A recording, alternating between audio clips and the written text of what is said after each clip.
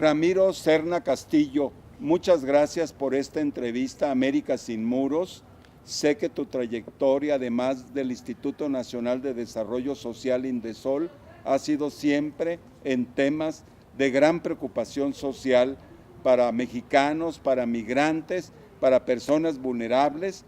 Quiero agradecer esta hospitalidad para América Sin Muros y poder platicar de las acciones más importantes que en este momento se llevan a cabo en relación a migrantes, que es la vocación de nuestra organización, Asociación Civil América Sin Muros.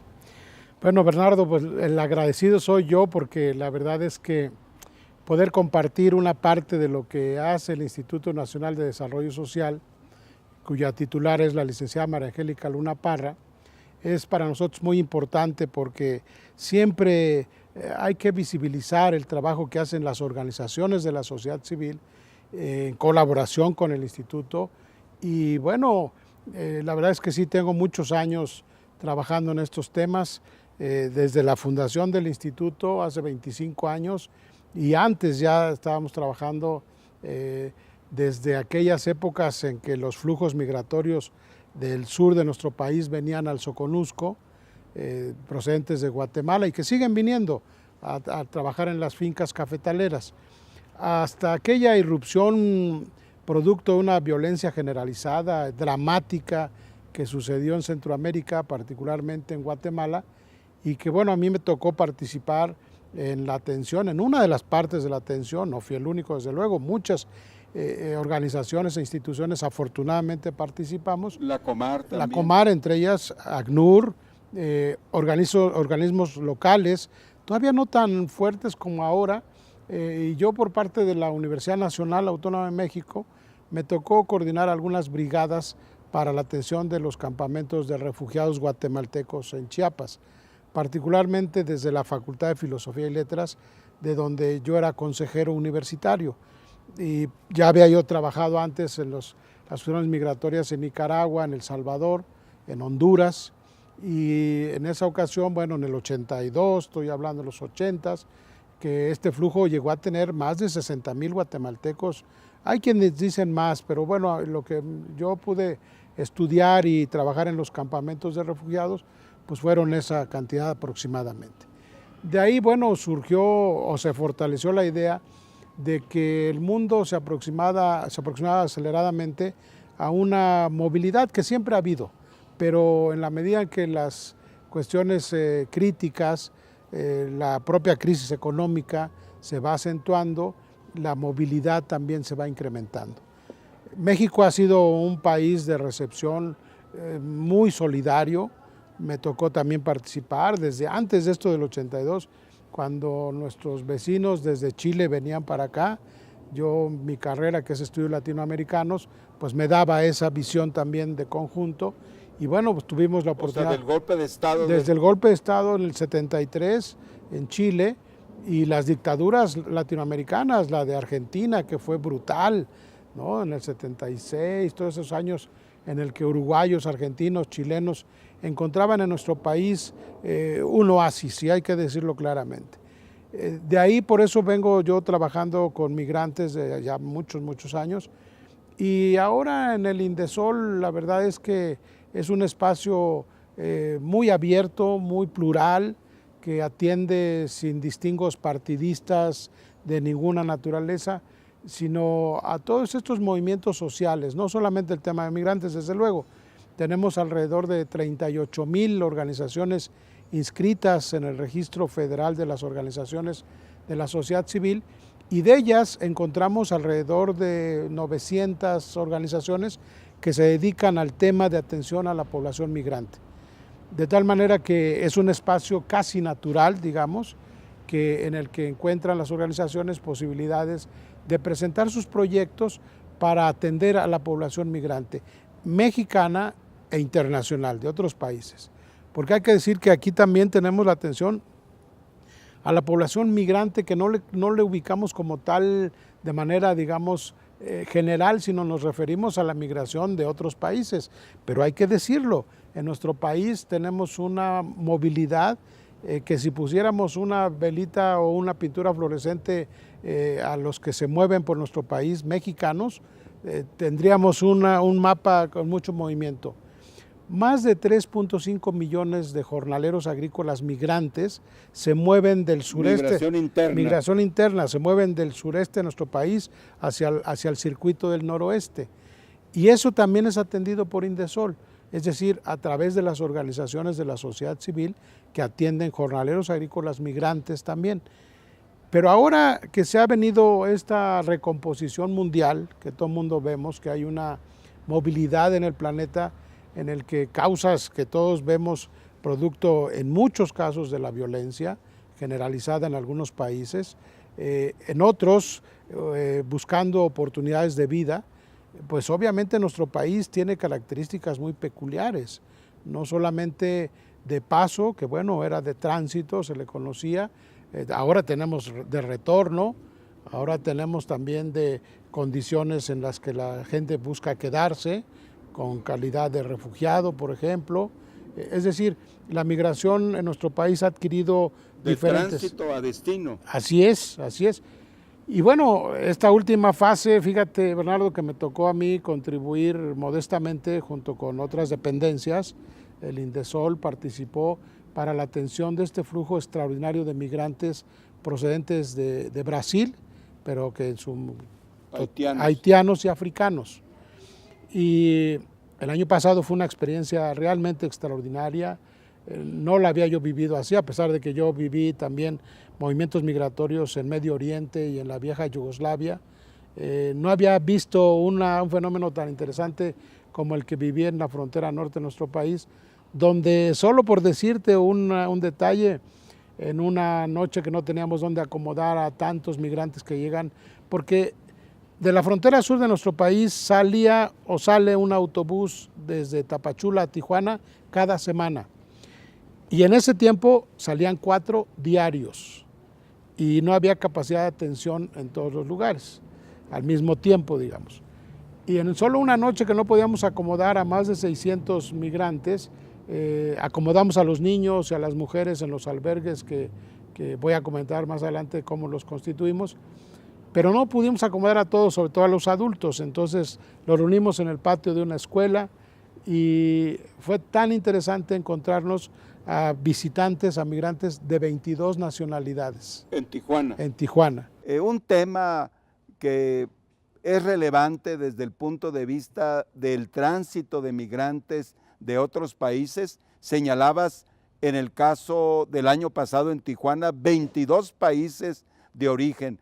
¿Cómo Indesol trabaja para el tema de los albergues y cómo se construye esa relación con las organizaciones de la sociedad civil? Primero hay que reconocer que el activo más importante de una sociedad es su creatividad y es sus recursos humanos. Los recursos que tiene la sociedad civil son valiosísimos y a veces no se limita solamente a la cuestión de la inversión monetaria, que es importantísima, desde luego. Puede haber buena voluntad, pero si no hay presupuesto que respalde, cuesta trabajo. Pero a veces con un presupuesto mal aplicado o mal orientado a donde puede tener un efecto muy positivo, se queda trunco. Entonces, lo primero que el Indesol hace es ubicar precisamente aquellas organizaciones de la sociedad civil que con experiencia o sin ella, pero con voluntad y con posibilidades de desarrollar actividades, pueda sumarse a esta labor humanitaria. Mencionaste 900 en el caso de migrantes. Alrededor de 900 en todo el país. Yo no sé si son pocas o son muchas por el flujo y el tamaño de la propia situación nacional, del territorio. Pero lo que sí es que hay organizaciones con una gran experiencia de más de 25 años trabajando el tema, 30, 40 años. Pero este flujo migratorio extraordinario sí impactó de manera, digamos, emergente. Y entonces no hay recurso que alcance si lo vemos desde una perspectiva de la planeación presupuestal, porque nos agarró también fuera de temporada, digamos. El presupuesto de la Federación tiene sus tiempos, sus ritmos, su calendario. Sin embargo, el Indesol hizo un gran esfuerzo y la Secretaría de Desarrollo Social nos proporcionó un recurso adicional para poder atender tanto a las organizaciones que ya venían trabajando en este tema como las que generosamente abrieron sus puertas. Y me refiero, por ejemplo, al caso de las iglesias, sobre todo estas iglesias de orientación cristiana, que convirtieron sus templos en albergues, vaciaron los espacios de los templos para poder habilitar estos dormitorios. Hay una red jesuita de albergues, ¿verdad? Hay de varios. Los escalabrinianos, por ejemplo, tienen un trabajo muy importante, muy generoso y con una metodología muy probada, muy probada.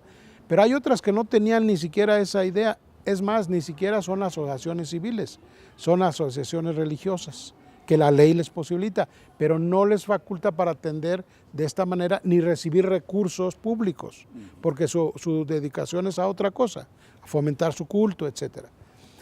Logramos una alianza muy interesante entre estas organizaciones que tenían una gran experiencia, que tienen una gran experiencia, y estas que generosamente abrieron sus puertas. ¿Qué hicimos? Conseguimos vincularles para que transmitieran su experiencia y también canalizáramos los recursos para habilitar esos espacios que se habían abierto, cubriendo las necesidades más elementales: dormitorio, alimentación, recreación, asesoría jurídica, atención psicológica. Porque no es solamente la atención en temas de infraestructura, también es una cuestión de desarrollo humano. Imagínate, Bernardo, cruzar el continente de Brasil a Tijuana, a Mexicali, a Nogales.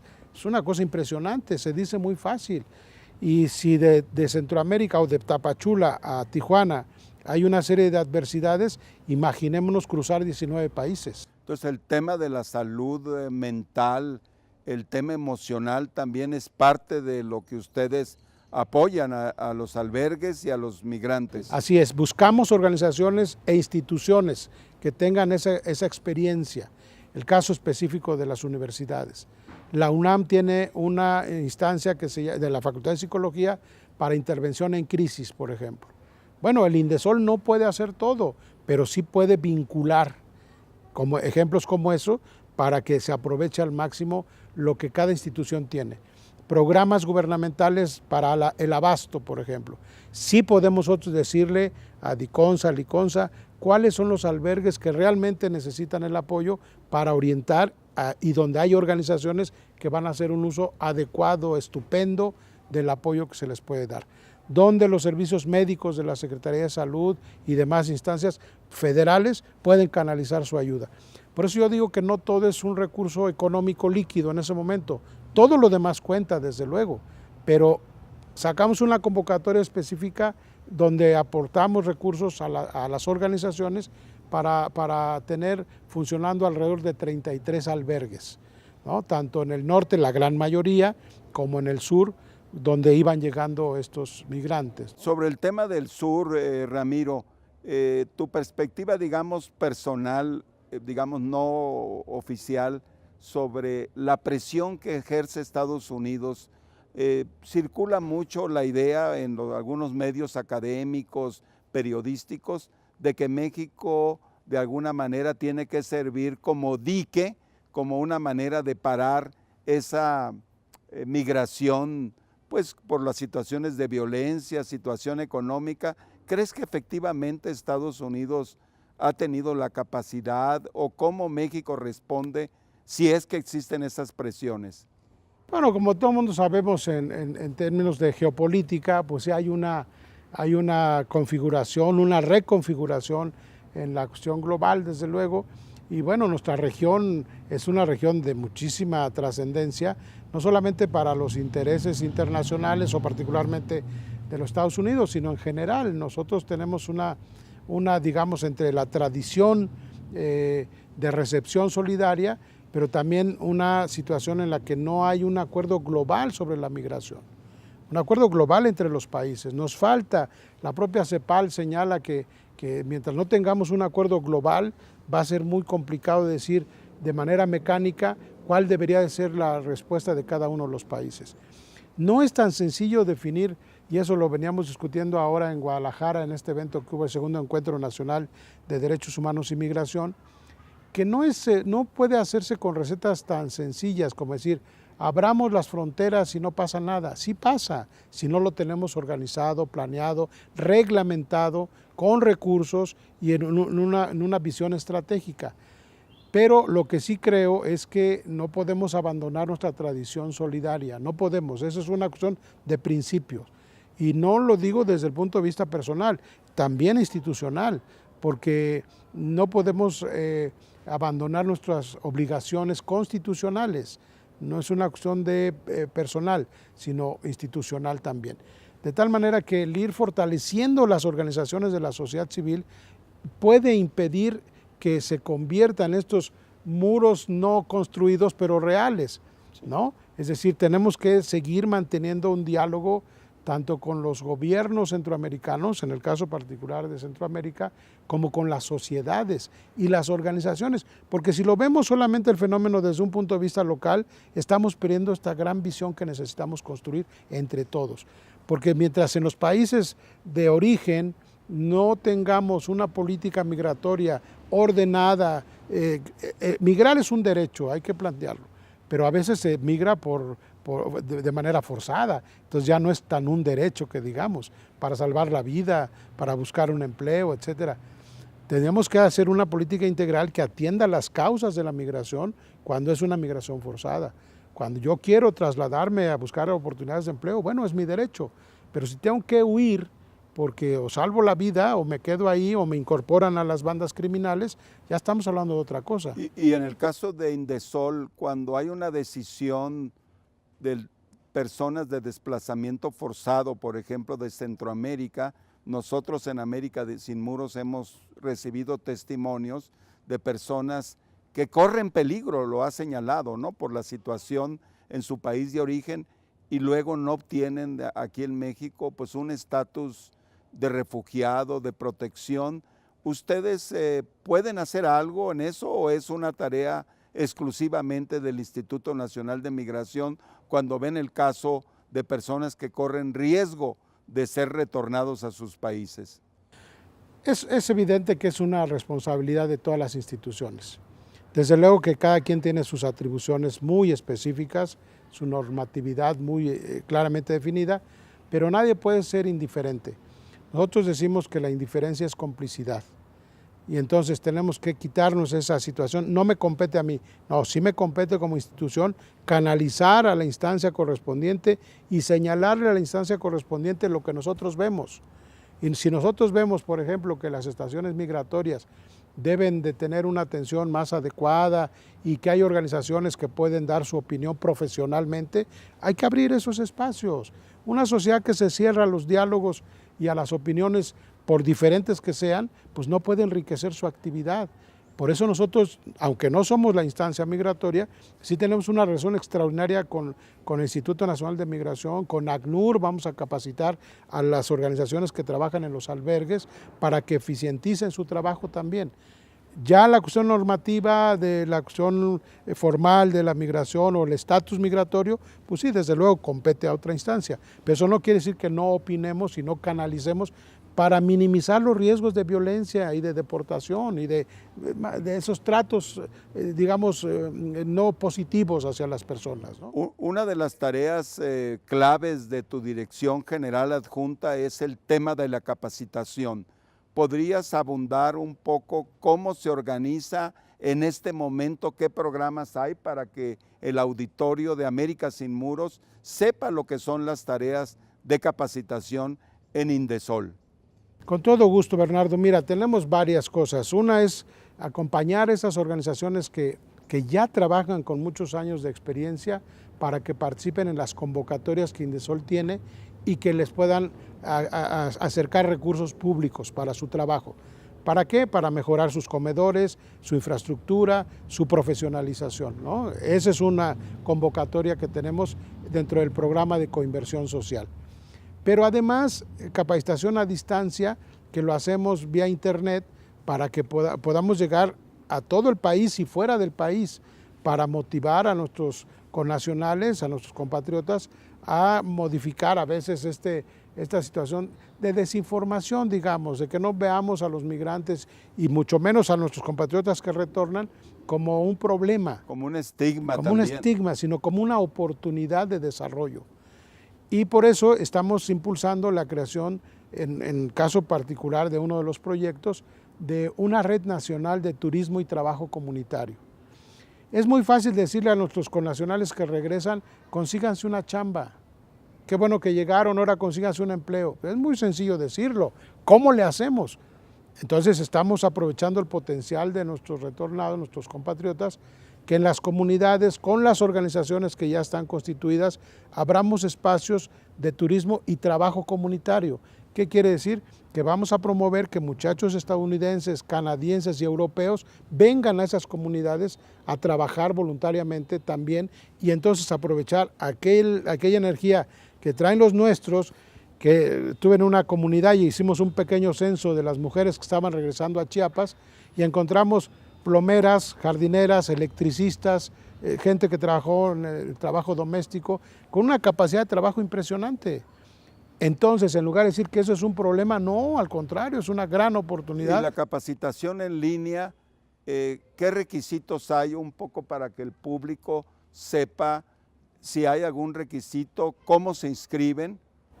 Tenemos una página, la página de indesol.gov.mx, donde tenemos una oferta institucional de capacitación en diversos temas. Pero también hacemos, programas y proyectos de capacitación específica. Presenciales, de acuerdo a las necesidades de administración para sus proyectos, de cómo se elabora un proyecto, dónde está el financiamiento para los proyectos. Indesol no es la única fuente de financiamiento. ¿Cómo presentar? ¿Cómo presentar los proyectos? ¿En qué tiempo presentarlo? ¿Cuáles son las reglas de operación que se tienen que cumplir? Y simplificar lo más posible para que tampoco dependamos de los intermediarios. Porque a veces sucede eso, que la gente cree que es tan difícil acceder a elaborar un proyecto que acude a un gestor, a una persona que lo presenta. Que lo presenta y que le da una mochada y entonces ya el proyecto ya se desvirtuó. Que ese es otro tema que has promovido mucho, el tema de la transparencia en las organizaciones de la sociedad civil. ¿Cómo está actualmente el estado de las organizaciones que tienen vínculo con Indesol en relación a transparencia?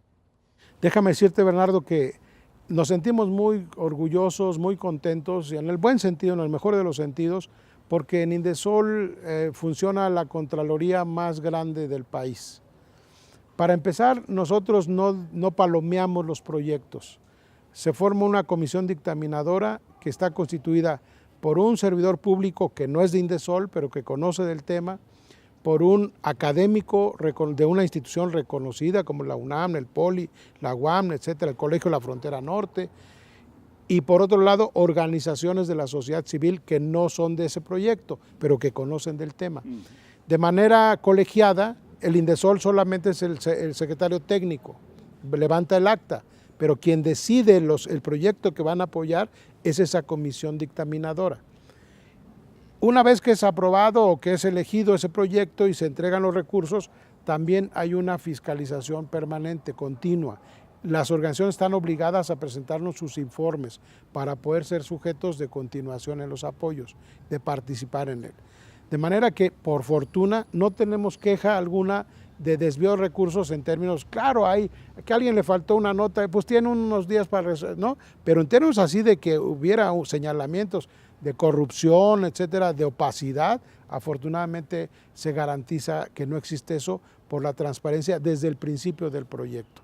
Nosotros no decidimos cuáles proyectos apoyar, lo decide la propia sociedad, instituciones y la academia. Entonces eso nos permite decir que en el caso de los proyectos de migrantes, por eso hicimos esta combinación de organizaciones con una gran trayectoria, con una autoridad moral incluso entre la sociedad, reconocida por las academias.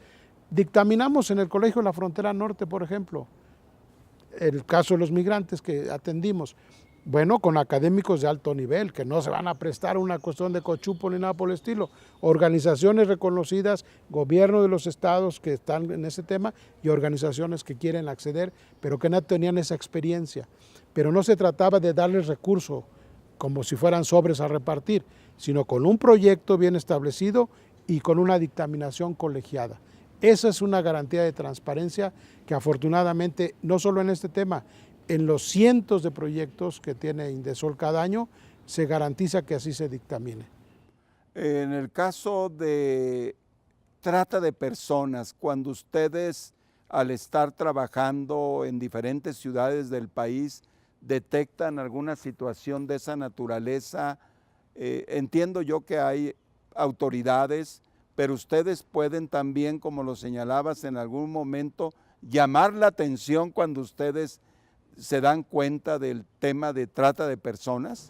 Déjame decirte que aquí en el instituto hay una Dirección General de Equidad de Género y que tiene entre parte de su programa, de sus actividades, atender a las instancias de la mujer en cada entidad federativa. Es un programa especial, PAIMEF, que ha tenido un impacto realmente sobresaliente. Y ellos tienen en ese programa trabajo para apoyar refugios, para apoyar prevención de violencia, atención de violencia y el tema de trata de personas. Sí hay una intervención porque es directa, porque es un asunto que tenemos que participar todos. No puede ser que a nuestras pequeñas, a nuestras niñas, a las personas, a las mujeres en general, se les trate de esa manera, que se incremente este terrible problema que es mundial, sí, pero eso no es consuelo. Aquí tenemos que atenderlo de manera directa. Y entonces sí hacemos una coordinación interinstitucional para quien le competa, las instancias judiciales, participar. Claro que el Indesol, a través de esas organizaciones y a través de las instancias en las entidades federativas, sí hay pronunciamiento, sí hay capacitación, sí hay refugios, sí hay intervención directa, para otra vez canalizar para que se tomen las decisiones por quien corresponda decidir en el momento que se tenga que hacer. Pero sí es una preocupación de nuestra titular, la licenciada María Angélica Luna Parra, de que sea un tema que se deba de atender con la mayor importancia posible. Finalmente, el panorama hacia el 2018, se viene el tema, no sabemos todavía el impacto de los Dreamers, que termina en marzo la espera para la nueva legislación. ¿Cómo desde tu Dirección General Adjunta y en general de Indesol, cómo se ve ese panorama del 2018 en relación a lo que es ese programa de que se termina lo de Dreamers? Seguramente algunos van a tener todavía vigente el permiso de trabajo, no va a ser inmediato, pero ¿de qué manera prepararse con las organizaciones de la sociedad civil, Indesol, con todos sus aliados, para una situación en la cual, digamos, el panorama tanto de retornados, porque ahí también yo leí que hay más de 26,000 Dreamers, por ejemplo, de El Salvador. Obviamente son 630,000 mexicanos de los 800,000. ¿Cómo se ve el panorama en general para el 2018, Ramiro? Mira, de verdad lo dices con mucha claridad, el asunto es complejo, no es tan unilineal, digamos, tiene muchos vértices, ¿no? Por un lado, estas disposiciones jurídicas que el gobierno norteamericano establece para poner fin a la estancia de nuestros latinoamericanos, porque bien lo dices, no solamente mexicanos, pero por otro lado también la sociedad estadounidense no es inmóvil, también hay una movilización donde hay estados y hay instituciones académicas que están también en la presión para que estas cosas no sucedan como se está planteando. Nosotros tenemos un acuerdo, una alianza, un acercamiento con instituciones de educación superior, específicamente con la UNAM, para que desde los centros que tienen en Estados Unidos se brinde asesoría, y ya se está haciendo.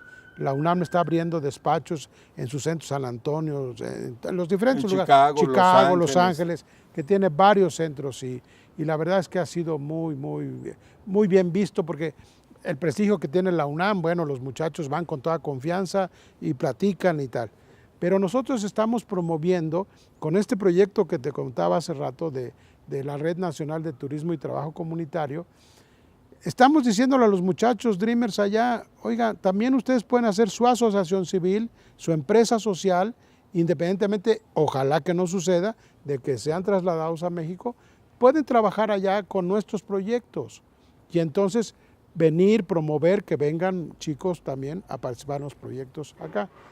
¿Cómo va a evolucionar? Bueno, eso depende, pero hay que verlo integralmente. Tú conoces muy bien esta iniciativa que el gobierno federal acaba de lanzar, junto con el gobierno de la Ciudad de México, para este programa de Soy Migrante. Bueno, Indesol está participando ahí también. ¿Qué nos corresponde? Capacitar a las organizaciones, orientar a las organizaciones de la sociedad civil para, independientemente de que se venga o no un flujo de retorno masivo, de todas maneras la movilidad va a seguir existiendo, la migración y el retorno va a seguir existiendo.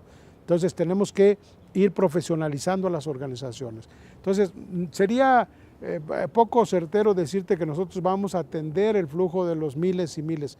No tenemos la capacidad ni es nuestro trabajo solamente, pero sí es nuestro trabajo atender a las organizaciones que están recibiendo a las personas que vienen. Aquí mismo en la Ciudad de México hay organizaciones que ya están recibiendo chicos, niños y jóvenes y que vienen a Indesol, presentan su proyecto y les apoyamos en la medida de lo posible para que puedan atender de mejor manera a estas personas que vienen, ¿no? Muchas gracias por toda esta información de acciones de Indesol y de las asociaciones con las que han venido trabajando. Yo te agradezco mucho, Bernardo, que nos dé la oportunidad de saludar al auditorio y que ojalá pronto podamos tener otras actividades conjuntas para beneficio de todos. Muchísimas gracias.